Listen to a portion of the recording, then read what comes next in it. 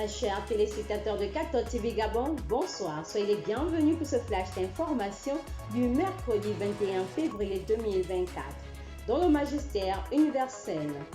Depuis le lundi 19 février 2024 et ce, jusqu'au samedi 24 février, le Saint-Père et ses collaborateurs de la curie romaine sont engagés dans les exercices spirituels de carême et le prédicateur de la maison pontificale n'est autre que le cardinal Raniero Cantalamessa qui consacre une minute pour prier avec eux.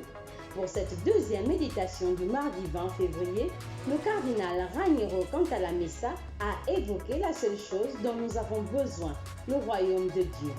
Aussi, face à l'importance de la parole de Jésus à Marc, Luc 10, verset 42, le cardinal nous rappelle que cette parole s'adresse désormais à chacun d'entre nous.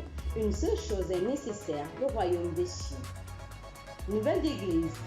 C'est depuis hier, mardi 20 février 2024, que le clergé guinéen est entré en pèlerinage national à Bofo, dans l'ouest du pays.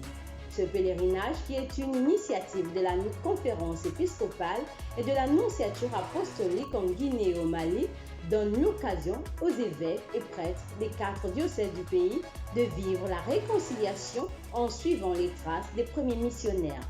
C'est pour nous une occasion de ressourcement spirituel pour mener à bien la mission de l'Église dans notre pays, dit le président de la conférence épiscopale de Guinée et évêque de Djeguérekoro, son Excellence Monseigneur Raphaël Bala Guilavogui.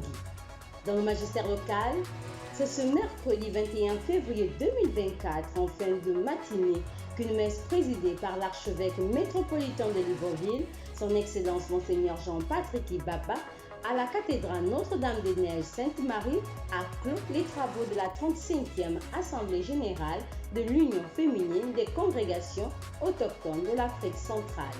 Durant 4 jours, les responsables des congrégations autochtones d'Afrique centrale ont débattu de la vie consacrée et de la synodalité tout en relevant les enjeux et les défis de leur mission dans leurs pays respectifs. Le Congo-Brazzaville, la Guinée équatoriale, le Tchad, le Cameroun et le Gabon. Dans le diocèse de Yem, son Excellence Monseigneur Jean-Vincent Ndoyen, évêque de Yem et président de la conférence des évêques du Gabon, et l'abbé Michael Ange Bengon Otunga, secrétaire général de la conférence épiscopale du Gabon, ont participé aux assises de la session ordinaire annuelle du Conseil permanent de l'Association des conférences épiscopales de la région de l'Afrique centrale, ACERAC, qui s'est déroulée du 13 au 18 février 2024 au Congo-Brazzaville sur le thème « Un pas de plus vers l'intégration et la synodalité ». Dès son retour au Gabon, Monseigneur Jean-Vincent Ndoyen a présidé une réunion hebdomadaire avec les prêtres de la curie diocésaine hier mardi 20 février 2024. Toujours dans le diocèse de Yem, dans le cadre de la célébration en différé de la Journée mondiale de la radio dans le diocèse de Yem, les élèves et les enseignants de Don Bosco de Yem, sous la direction des sœurs salésiennes, filles de Marie Auxiliatrice, ont effectué une visite guidée des structures de la station Radio Maria au Yem.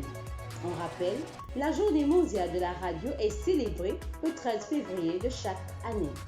Chers téléspectateurs de Cathode TV Gabon, c'est ainsi que s'achève votre flash d'information de ce mercredi 21 février 2024. Nous vous remercions de l'avoir regardé. On marche vers les 200 ans de l'histoire de l'évangélisation de l'Église catholique au Gabon. Gardons la foi, l'espérance et la charité.